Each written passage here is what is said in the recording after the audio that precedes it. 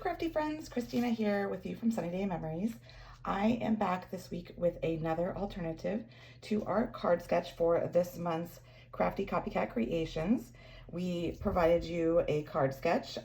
We started out with doing just a basic card with this, showing you how it can look totally different with different pattern papers, different colors. Then I showed you a masculine one where it has a little interactive element to it, still using this same card sketch. So this week I wanted to show you how you can make it a little bit different simply by rotating the orientation. So while the card sketch was originally designed like this, if you go ahead and turn it 90 degrees, you can do it sideways like this, and it has a little bit different look to it. So here is the card that we're going to be creating today, and I'm going to be showing you 3 different ways that you can add texture to it as well, so that you can try them on some of your projects. So you'll notice that I kept the same concept here with the pattern here on the side. I have that square. Instead of having that pennant going up and down, I kind of have it going angled here with my arrow, and I did rotate where my little pennant flags were. Instead of being here on the side, they're being up here. So there's freedom to the card sketches, so just remember that, okay? So let's go ahead and get started with this fun sketch so we can learn some fun ways to add some texture to your cards. So as you can see, it is a standard size card. I am using our basic white here. It's 5.5 by 8.5. I've already scored it at the 4 1/4. And so I've got it folded here in half. And you'll notice here, when I bring it here a little bit closer, I have gone ahead and edged all of my papers here. So my little pennant flags, my card base, as well as this pattern itself. So there's a couple different ways you can do that. You can go ahead and take your Tuxedo Memento ink and just rub it along the edge of your papers to get that little slight bit of black. So it kind of just, I feel like it grounds it a little bit more. Or you can use a black marker. So like you could take our Stampin' Up markers and just go ahead and run that marker tip along the edge. But I'm gonna go ahead and do that real quick to those pieces. But before I do those pennant pieces, obviously I need to trim them. So let me give you the measurements though. For the striped paper here from the Love Notes, I have done 1.5 wide by 4 1/4 tall. So I'm gonna also ink that. And then my 2 little pennant pieces are also from the Love Notes collection, and they are 1/2 inch wide by 3/4 inch tall. So here is my little trick for you when you're doing your little pennant flags. Since we're gonna do 2, you can go ahead and stack them and do 2 at a time. And you're gonna just go ahead and go up the center, kind of eyeballing it. Just go a little snip up there. Go from the one corner up to the end point of that first snip. See how that comes away? And then go ahead and come from the other side. And then that way you've got nice matching pennant flags, okay? Okay, so I've got all of those edged there with the black. Now let's talk about our first bit of texture that we can go ahead and add to our card. If you look closely here at this little strip of the black, you'll notice that I've embossed it. It is embossed with our new Hearts of Love 3D embossing folder. So I just wanted to remind you that just adding a small little touch, you don't have to emboss a whole lot, but it does give it a nice texture and it's not overwhelming. So I am taking a piece of the basic black. It is 1/2 inch by 4 1/4, and I'm gonna go ahead and I'm gonna run it through and emboss it in here. So you can go ahead, because we're just using a small piece, you can decide where you want it to be. So you could have the big hearts in there, you could have just the little hearts, however you want it to be. All right, I wanted to also give you a side note on this. I did not use our two-tone black, but that could be another fun element to this. If you did our two-tone black, you could then go ahead and sand over these hearts, and it would expose that white core, which would then really just accent that texture so nicely. So that's an idea if you have some two-tone cardstock and would like to try that. So then I'm just gonna go ahead and I'm going to glue down the striped one flush to the edge, and then I'm gonna glue the embossed one right next to it. Those are my first 2 pieces. I will note that I am going to be using some liquid glue because this is embossed, and I do really want to make sure I get in all the nooks and crannies so that it does make good contact. So the embossing was the first way to add the texture. So let's go ahead and work on the second way, which is this fun iridescent look here, which is the focal point. So in order to achieve that, what I did is I started with a piece of basic black. It measures 2 5/8 by 2 5/8. And then I have a piece of the basic white, which is 2.5 by 2.5, so just slightly like 1/8 of an inch less. We're gonna go ahead and stamp on this the little love you, and we're gonna do that in the Memento black. with the stamp from, let me get it here, Reason to Celebrate here. It is the little love you sentiment. This is a great sentiment for set for all of the holidays and anything that you would need. So I'm going ahead and I'm just going to stamp the love you in the bottom corner here. And then we're going to go ahead and make some more texture happen with some shiny glossiness. Okay, so I've got my love you there. All right, so what I did is I actually took from our iridescent treat bags. You don't have to use these just for treats. You can use them for your projects. I went ahead and cut into it, and I cut a 4x4 square. And what we're going to do is we are going to go ahead and place it over the square. So you're gonna go upside down like this.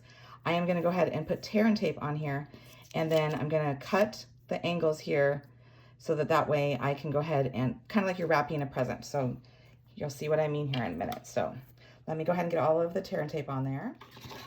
All right, so I've got tear and tape all the way around here. So I'm ready to use that once I'm set here. So just so that it wasn't gonna be so bulky, I went ahead and kind of cut away the corners like this.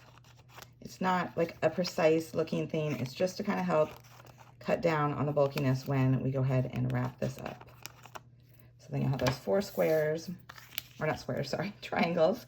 And then we're gonna go ahead and peel away the backing on these tear and tape pieces.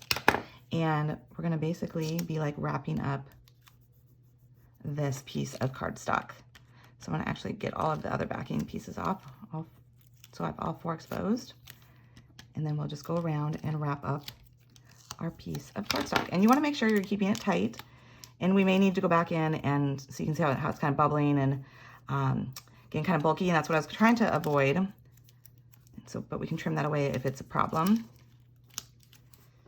Just like that. And so see, you've got this really cool, glossy, iridescent look that just adds that fun, shiny texture. So then what I was saying is you can just go ahead and if you need to get rid of some of that extra that's left over, just trim it off. No one's gonna see the backside of this. It's just so that it's easier to glue down to the black piece here. So we'll go ahead and it'll be centered on there, leaving a nice little piece of a black border.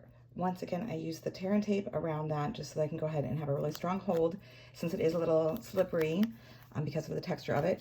And then I'm just gonna go ahead and I'm gonna center it onto my basic black square, leaving that slight little border, just like that. And then we're gonna go ahead and centering it from top to bottom, I'm gonna go ahead and glue it down onto my card. Next, I went ahead and glued down those pennant flags that we created. I didn't want them both to be hanging down the same height, so I went ahead and I have the one going off the edge, and so I'm simply just gonna turn my card over and trim off that extra, and then I'll need to go back in with my black marker here, just to go ahead and ink up the top of that so that it's consistent.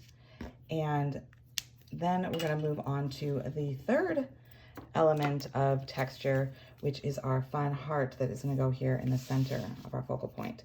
So for my heart, I used this die set called Endless Love. So I've used the standard heart here. I'm using the arrow also here, and then the XO. So the fun thing that I did with both the heart and the XO is I did put them on our adhesive sheets so that I can just easily peel that off the back and they'll glue down. But they are velvet paper, so they have a nice, soft, fuzzy look to them. It comes, I think it's called All Season velvet paper. It comes with red, white, and green. And so I think it's perfect because you got the red and the white you can use for Valentine's Day, the green coming up for St. Patrick's Day. So for year round, you could do it for tons of different things because you could use it for Christmas as well. So I'm gonna go ahead and glue these on there, and then we'll go ahead and start gluing our focal point together.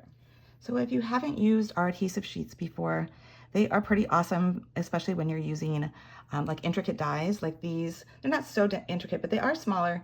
So it's just easy to go ahead and peel off that backing and then already have adhesive on there so that you can just go ahead and stick it down onto your project. So I've got my XO on there. And so then before I actually glue this down, like I said, I had that die cut heart and I used the adhesive sheet on the back of it. I wanted this to be, like I was showing in the card sketch, kind of that pennant that was going across here. I wanted to kind of simulate that motion on the card, but this is kind of short. So my little trick for you is to go ahead and take your scissors and cut it in half. And then you're gonna go ahead and remove that backing, those adhesive sheet backing, and you're gonna go ahead and leave a gap in between there. So that way you can put your heart down over that gap and no one is the wiser that it's not actually that long. So you can see here, I have that gap just like I was saying, and I do have it going outside of that square just so that it really does create that motion. You don't have to stay confined to the square. I'm gonna put some of our Stampin' Dimensionals on the back of my heart here so that it's lifted a little bit above the arrow. And so while I did say I was going to show you 3 ways to add texture, which was the embossing, this shiny iridescent using the treat bag, and then using this velvet paper, you could actually say that the die here, this arrow, because of the way it's got texture in its design, I'll show you here the tail of it, that also adds some nice texture. So it's almost like you've got 4 elements of texture in your card here, all very easy to achieve. Okay, so the final touch is I'm going to go ahead and add some dots. These are Pearls of Beauty, and I'm just using 1 large one here and 1 small one. Oops, and it just jumped right off. Let's go ahead and grab another one. Slide it over a little bit. And there you have it. A really easy way to go ahead and change up the card sketch here. Go ahead and have 1 and 1 so you can see it side by side. So if you turn the card sketch like this, there we go. So I hope you've enjoyed that. And if you've never really kind of rotated your card sketches, give it a try because it does give it a little bit of a different feel to it. Really easy to change it up. And hopefully, if not all of them, but one of them, the textures techniques have been helpful to you, that you can add them to your repertoire of your paper crafting. And be sure to share your take on this in our Crafty Copycat Creations Facebook group. We would love to see it, love to cheer you on. And until next time, stay crafty.